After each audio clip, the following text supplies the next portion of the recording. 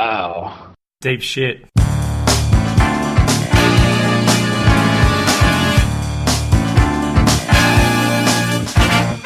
Welcome back to What You'll Learn. My name is Adam Ashton. Howaba. My name is Adam Jones. We just interviewed Stephen Guise. Stephen Guise, yep. Stephen Guise. Fuck that up. Author of Many Habits. Author of Many Habits for Weight Loss and author of How to Be an Imperfectionist. Yep, and the blog Deep Existence. He was a legend. He was a funny guy. We had some fun with this one. He explained that joke from the previous episode. Yeah, so. Yeah. We cover a lot of ground. Obviously, both of his books, and then from that down to comfort challenges. Him just lying down in the middle of the mall, and as people walk past him and just watch. But yeah, cool dude, and definitely got a lot out of this interview. Yeah, absolutely. So we had a bit of fun, but we definitely learned a lot about many habits and about being an imperfectionist. So I think it's definitely worth a listen. Yeah, just get stuck in.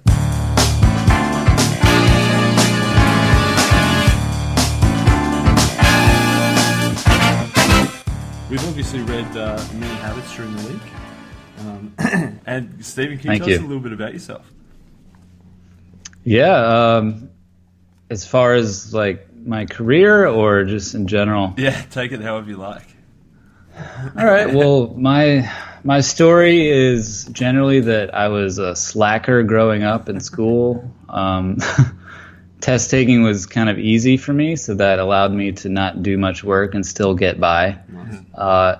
And that was fun at first, and then as I grew older, I was more interested in actually doing something with my life, but I had all these bad habits. Yeah. So I found it really difficult just to live the way I really wanted to live because I had those habits in place. So that kind of kickstarted my whole interest in personal development.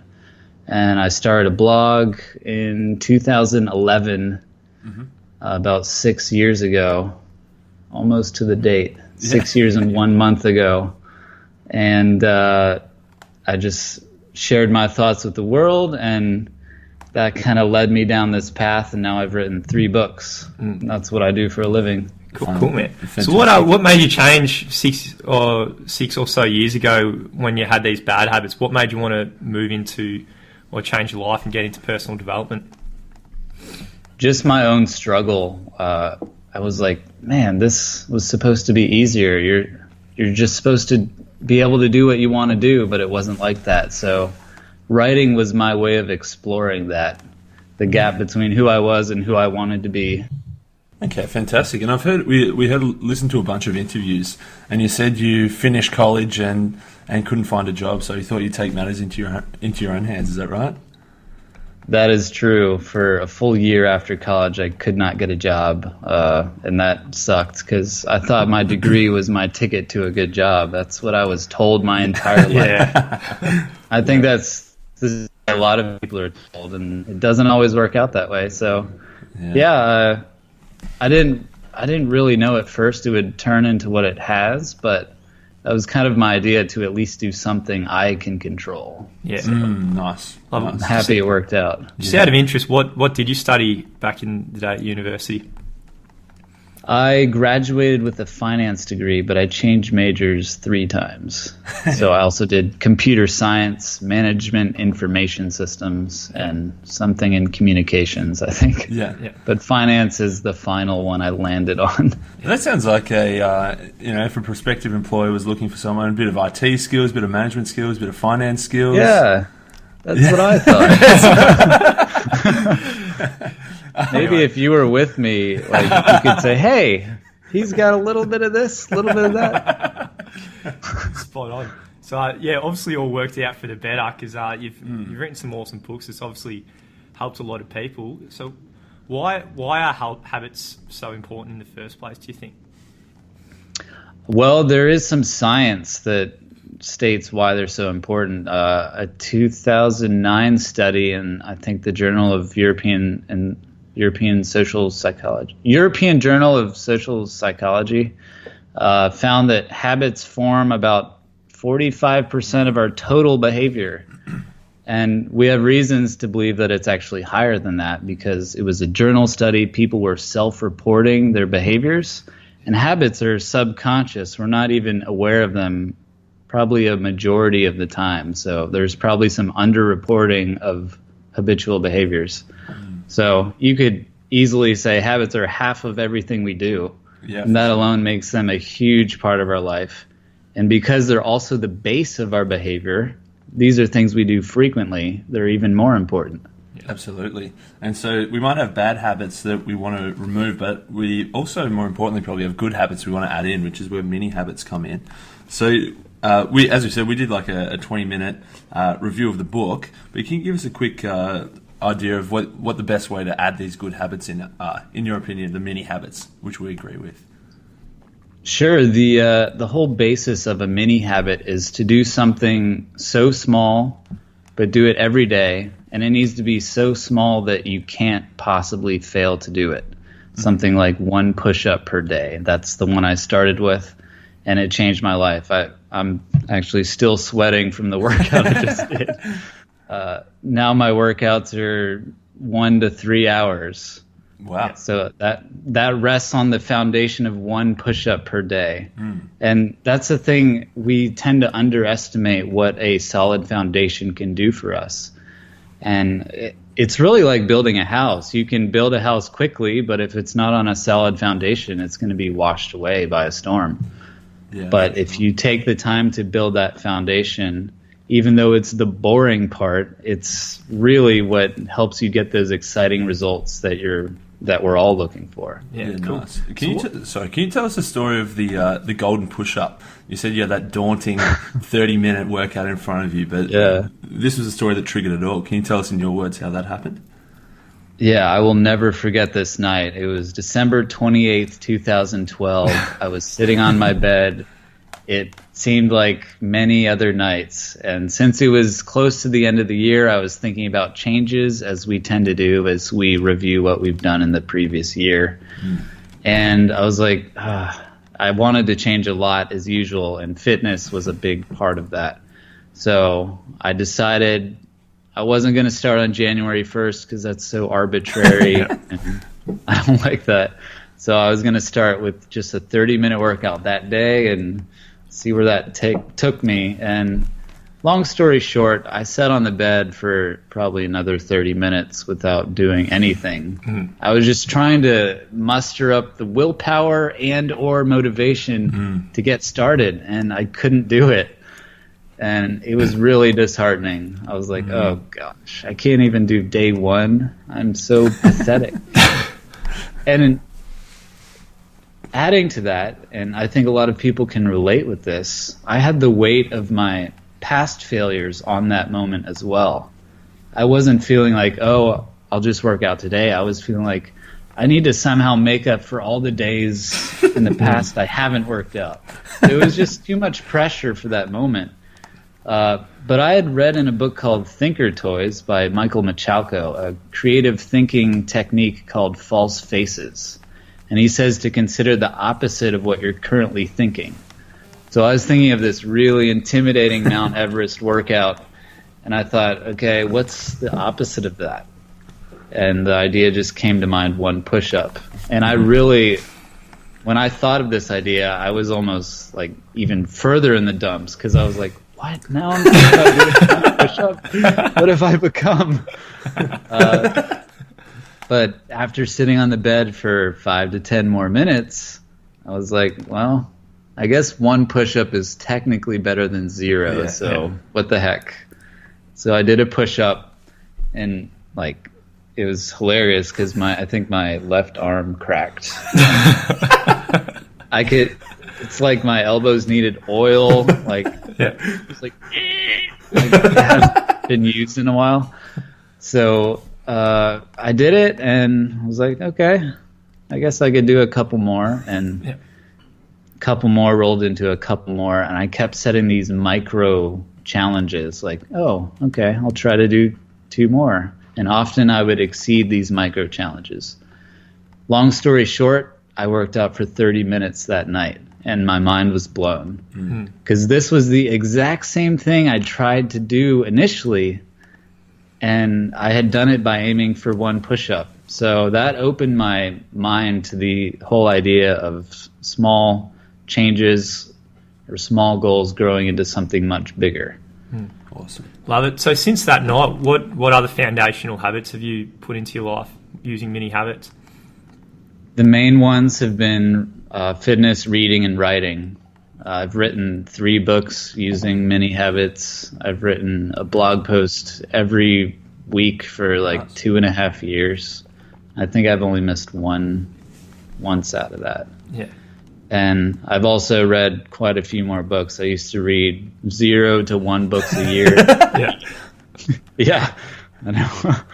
Now I read like probably 10 to 15 a year. Nice. Nothing earth-shattering, but pretty good compared to what I was doing. For sure. Yeah. Absolutely. Cool. So you've called yourself in the past a non-motivational speaker or something. So what's wrong with motivation, you think?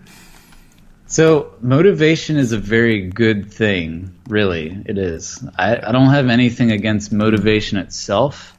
I have a problem with how it's framed in society and how it's taught as the way to reach your dreams.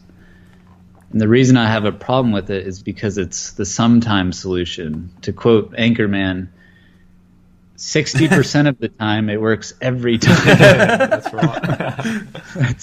That's basically been my experience, except maybe not quite as high as 60%. Yeah. So it's really just unreliable because it's based on our feelings. And we all know that our feelings fluctuate daily, if not hourly, and for some by the second. So if you're relying on something that relying on motivation, which relies on your feelings, which are not reliable, it's just unreliable. Yeah, for sure. So that's why I don't really agree with its place at the top of self-help. Like, it's the holy grail. It's probably the most popular podcast category, or we'll say top 5 podcasts, top 5 books, top 5 website. It's extremely popular. Yeah, definitely. Probably. And so if motivation's not the right way to go about it, what is the best way to go about it? Right, that's where mini habits come in. And really, to do any action, including a mini habit, you need some combination of motivation where you want to do it, or willpower where you force yourself to do it. So since a mini habit is so small, I like to go with the willpower option, because you'll always be able to force yourself to do a measly push-up or to read 2 pages in a book. And willpower, in studies, they found that it's limited. Some say that it's not limited, but it doesn't really matter. The point is that you want to have enough willpower to do your goal. And a mini habit is small enough that you'll always have enough willpower. For sure. In the book, you mentioned about Alan Carr and The Easy Way to Stop Smoking. Have you met anyone who's actually read that book? Have you read that yourself or anything like that? No, I haven't read it myself. I have heard some people who have read it say good things about it, though. Yeah, that's probably my favourite book of all time. That was as soon as I read that in your book, I was like, I'm all about mini habits now. I'm sorry. Nice, yeah. Because you're right. I'd like to read it. Oh, it's crazy. Even if you're a non-smoker, because the whole idea of the book is before you read it, you think quitting smoking is one of the most difficult things ever. It's perceived to be so hard. But you're right. Through the repetition in the book, you genuinely, by the end of it, believe it's easy, consciously and subconsciously. And then you finish the book, and then the next day it's an absolute piece of piss being a non-smoker. So I really liked how you related that to mini habits, where, writing a book or something that can be so bloody hard, but if you use mini habits like you have, then over time you're convincing yourself writing's easy. Yeah, absolutely. Perception is so key in our lives, and any way you can change the game to just seem easier so that you're more willing to do what you want to do, that's a huge benefit. Yeah. Fantastic. I'm going to put you on the spot here. As we were reading, page 28, it's probably just me. I think I missed something. It said here there was a joke about the brain here, but I missed the joke. I've got it in front. I'm not sure which part was a joke. Repetition is the language of the subconscious brain. Hint, if you repeat it, you won't forget it. And that's the first and last brain joke. Oh, right. We didn't get it. So the joke is that repetition is how you teach your subconscious mind things. Yeah. So if you keep repeating that idea, then your subconscious mind will remember that idea. Okay. So it's kind of a... I don't think I explained it well, but... I think I've still missed it. It's kind of a circular joke that, like... It's probably one of those jokes we need to go to a cave and meditate for a few hours. Maybe, yeah. Then maybe one of your listeners will get it. Yeah. I can't really explain it better than that. Yeah. Sorry. So I don't think I know enough about the brain. Maybe I'm just not. Yeah, I don't think we're there yet. I'll reread it when I'm a bit smarter, and it might make sense. Cool, man. It's nothing important. You're not missing much, trust me. Yeah, unreal. So we loved Mini Habits. We haven't read How to Be an Imperfectionist. So if it's all right, if we can unpack that book a little bit, can you just give a brief description of what the book is and what problem it solves for people? Yeah, so perfectionism is actually a huge problem in the world, and people don't realize it. It's one of the major causes of depression, because depression, I mean, there's chemical depression, of course, but other types of depression are usually based on a person having unrealistic expectations for their lives. Mm-hmm. So they have this idea of what life is supposed to be like, but it's way up here. It's perfect, basically. And their life can never meet that standard. So they're constantly in a down state because of that relative expectation. That's just one of the issues. It also causes inaction. If you need your context to be perfect in order to get work done, for instance, if you need to be in the right state of mind with the right amount of energy, the right time of day, like all these things can add up so that it's never good enough for you to actually do something. So the book essentially attacks this issue by teaching people through mini habits. There are 22 mini habit solutions for various perfectionism problems. It teaches people to lower their expectations so that they can do things, basically. Yeah, nice. So that they can be happier with their lives. Yeah, nice. I can sort of see how that would tie into mini habits. We haven't read it yet, but obviously if someone thinks a perfect workout has to be a half-hour workout, but lowering those expectations might mean that, don't let perfect get in the way of better or done. Yeah. Exactly. I see it as like it's exploring the soul of mini habits, because mini habits address this problem because people think of their goals as needing to be a certain level to be worthwhile. Mm-hmm. And the whole idea of How to Be an Imperfectionist and mini habits is that any amount of forward progress is very valuable. Definitely. Cool. So can you still you lower your expectations, but you can still have big goals at the same time? Absolutely. That's a common misconception with my books. Actually, one reviewer said, if you want to be mediocre and be happy about it, read this book. It's not a compliment, is it? Like, this guy didn't get it. So, hopefully he's listening. It is a misconception that small goals mean small dreams.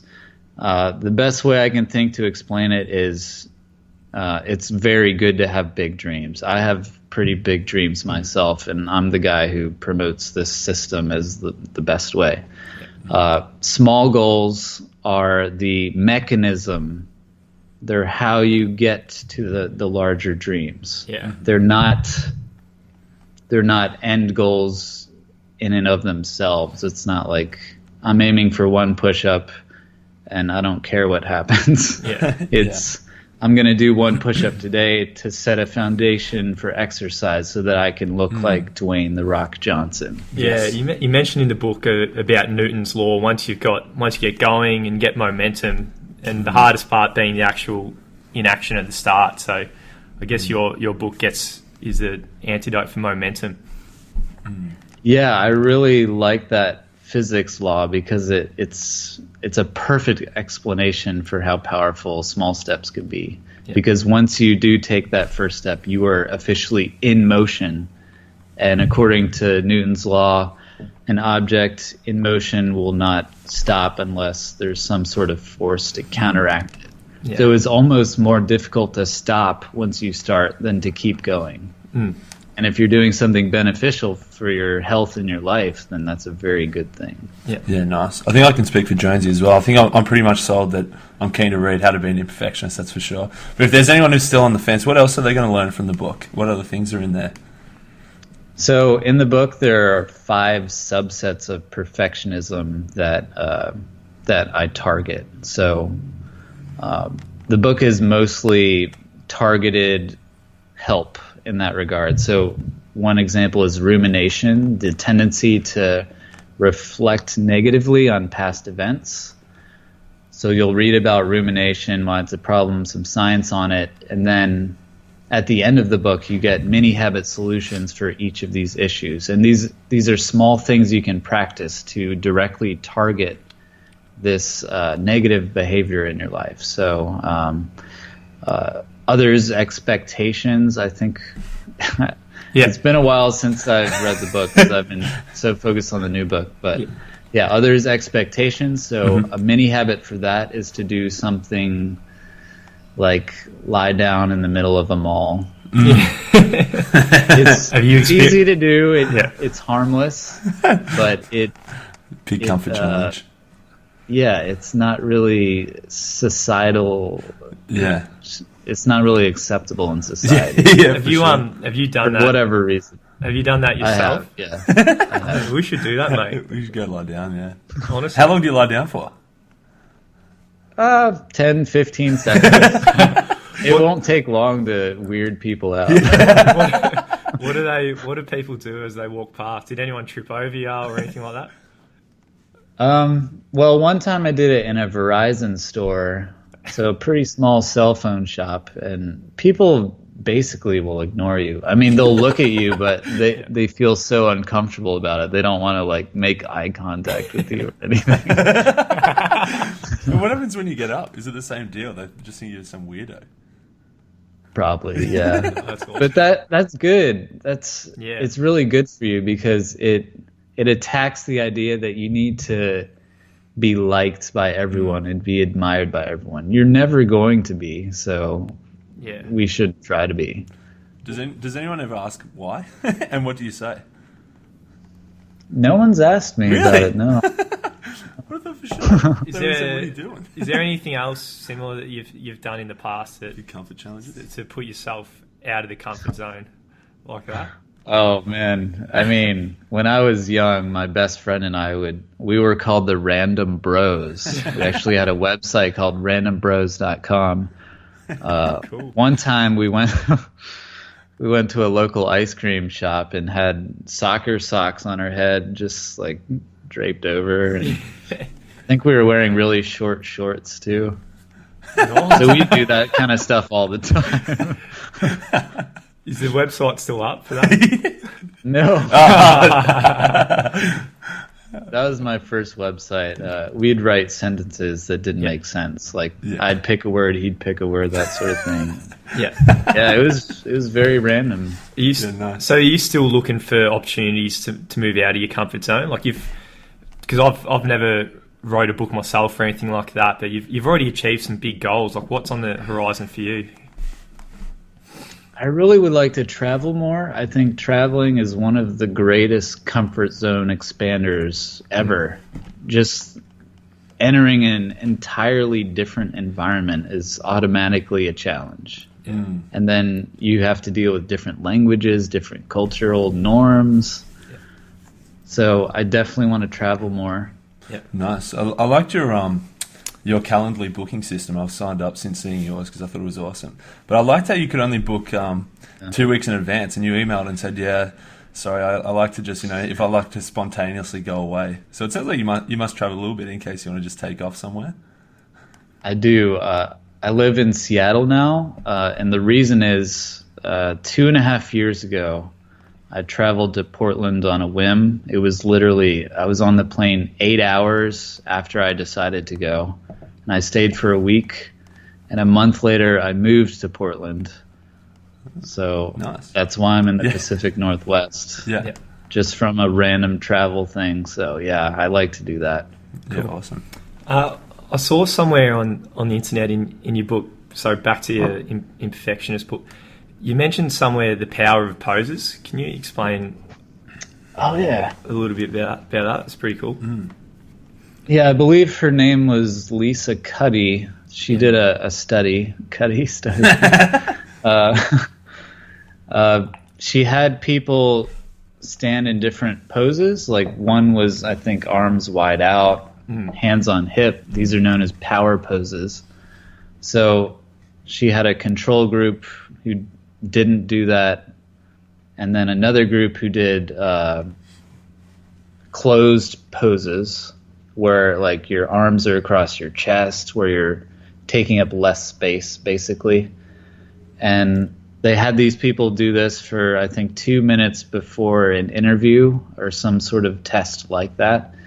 And the people who had open poses, the confidence poses, they did better in the interview scenarios. And they also tested their saliva, which is interesting. They tested for cortisol and I think testosterone.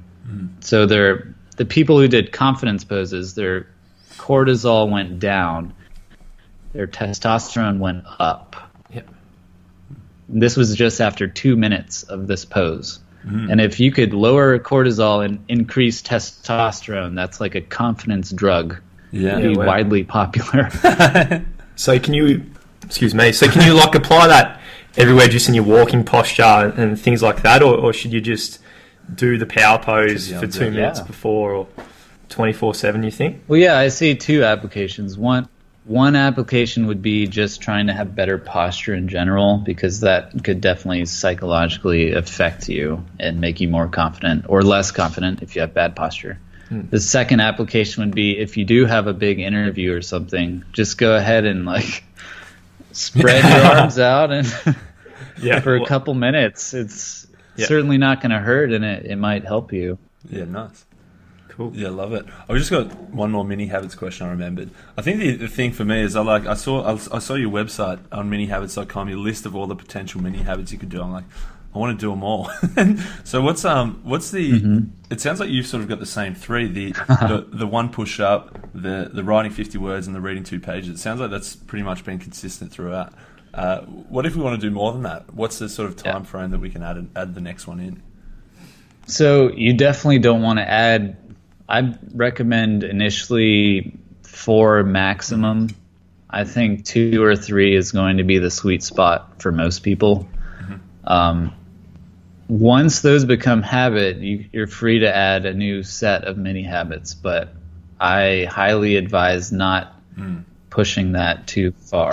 Yeah, for sure. You really need to look for signs of habit, which are you do it without thinking. You're not worried about not doing it because it's just something you do. You'll maybe do it sometimes without really thinking. Like you'll just find yourself doing it. So you want to look for those signs of habit. And then once you see that and you're comfortable that it's not going to go away, if you try to add something else, then you're free to add more. Yeah, cool. So winding as we wind it down now, I've got a few kind of more general questions. We're obviously a podcast that reads a lot of books and or we review books. Is there any books you recommend for our listeners?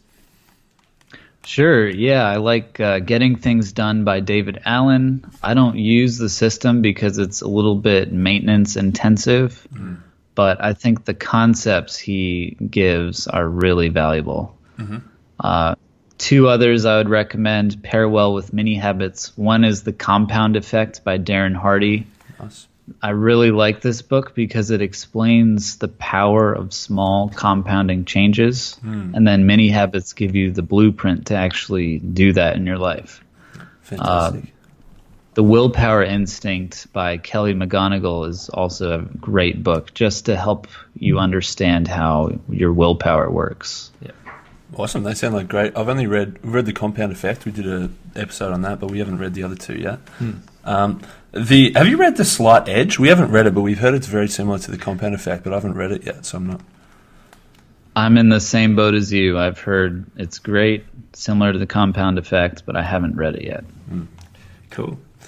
And just to wrap it up, where can people find more about you and your books? The main place is my website, stephenguise.com. That's stephenguise.com. That's where I blog. I've got a weekly newsletter every Tuesday. And then, of course, you can find my books on Amazon and actually any of the major e-retailers like Barnes & Noble, Apple, Google, Kobo. Phenomenal. Nice. All right. Well, thanks for your time today, Stephen. We absolutely love your books, and we look forward to reading your other ones as well. And enjoy the rest of your day, man. Appreciate it.